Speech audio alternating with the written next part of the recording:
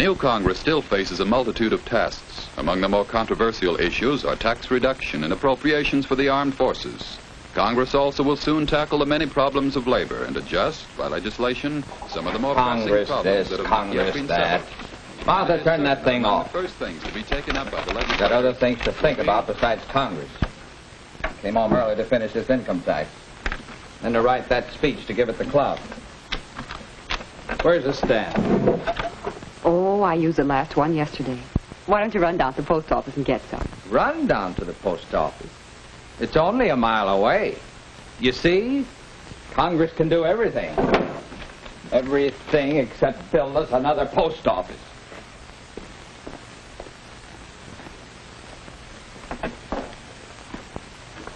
Two threes and an air, Mayor.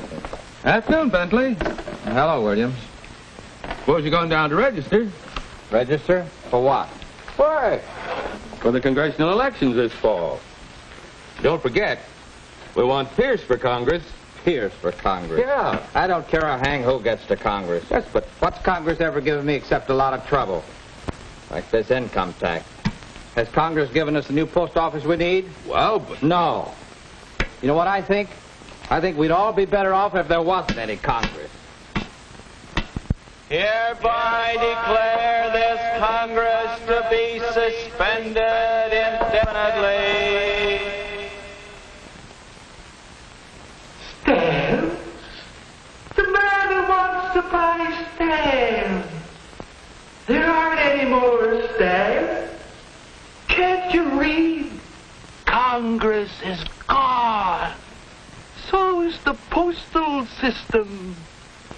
The Williams Postal Service will deliver letters for $1 an ounce. But not these dollars. United States money is no good. See, Congress had the power to issue money, but no more. Only New York money is good here. Go over to the currency exchange, Bentley, and take your letters. But don't bother about mailing this income tax. There's nobody to collect federal taxes. Oh, yes. Lots of things are different without the powers of Congress. You'll see. Pretty, aren't they? You see, every state is printing its own money now. You remember? Oh, you don't believe it about Congress being suspended? Well, go ahead. Go to Washington. See for yourself. A round-trip ticket to Washington? That'll be 600 New York dollars. That's right, Bentley. You're catching on. No Congress. No regulation of commerce. No regulation of railroad fares. Oh, you don't like it. You want to take it to court. Go ahead. Don't be so surprised, Bentley. The states have to create their own armies and navies and air forces because there's no Congress to provide for national defense.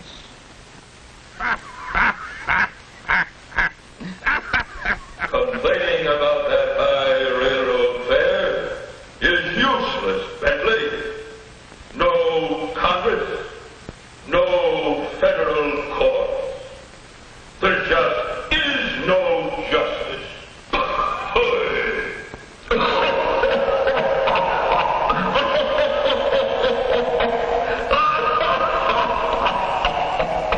Well, back at the old office, eh, Bentley? Just in time for your check. Oh, yes, it's more than usual.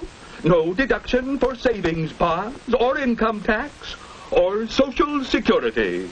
With Congress suspended, the whole Social Security system has fallen through. So you'll have to look out for yourself when you lose your job. That's what I said. Lose your job.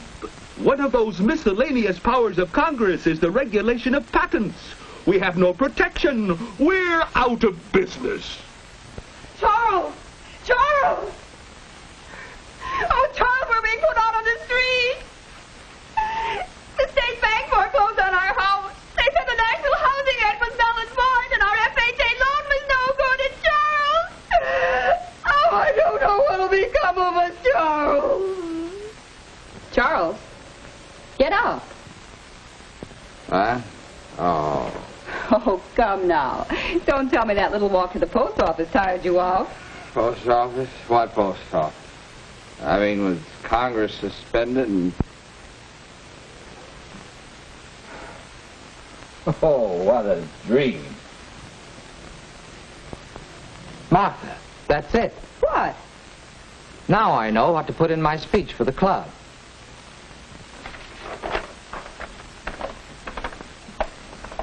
And so, gentlemen, my topic is the powers of Congress.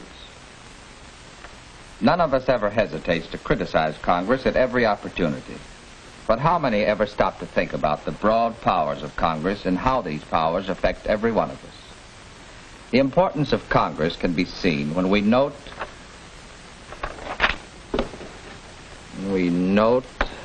that the framers of the Constitution devoted the very first article to that branch of our government. All legislative powers herein granted shall be vested in a Congress of the United States, which shall consist of a Senate and a House of Representatives. Consider the wide-reaching powers of Congress. Laying taxes, regulating commerce, coining money, establishing post offices, creating federal courts, declaring war, providing an army and navy, and making all laws necessary for carrying out those powers. Now, gentlemen, these powers reach right into our homes, into our very life. For instance, we know that the food we eat is pure. Why? Because it's inspected under laws made through the power of Congress to regulate interstate commerce. This same power includes control of railroad fares and freight rates, the commerce of the air, and the traffic of cross-country trucking. Congress even limits the number of hours we work and the minimum salaries we're paid. This is done under its authority to make all laws which shall be necessary and proper for carrying into execution the foregoing powers. These are commonly called the implied powers. First use of these implied powers was the establishment which operates under congressional authorization.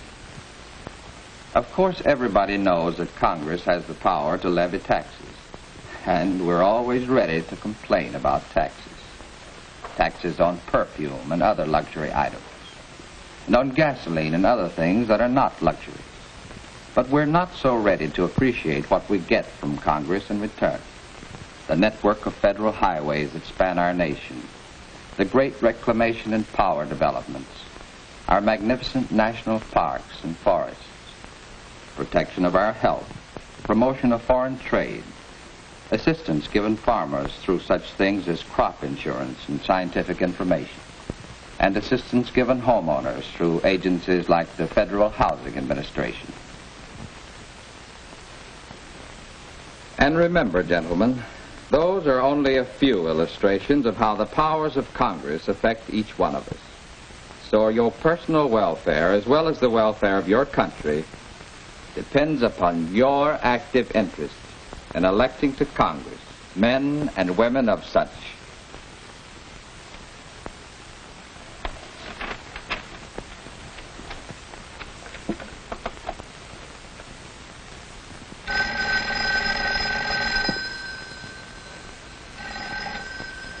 Hello? Oh, Bentley, how are you? Fine, just fine. Say, I'm going down in the morning to register. I was wondering if you'd like to ride down with me. I want to talk to you about this man, Pierce. Pierce? You mean you're interested in getting him elected to Congress? I'm interested in knowing more about him. After all, we can't be too careful who we send to Washington to exercise the vast powers of Congress.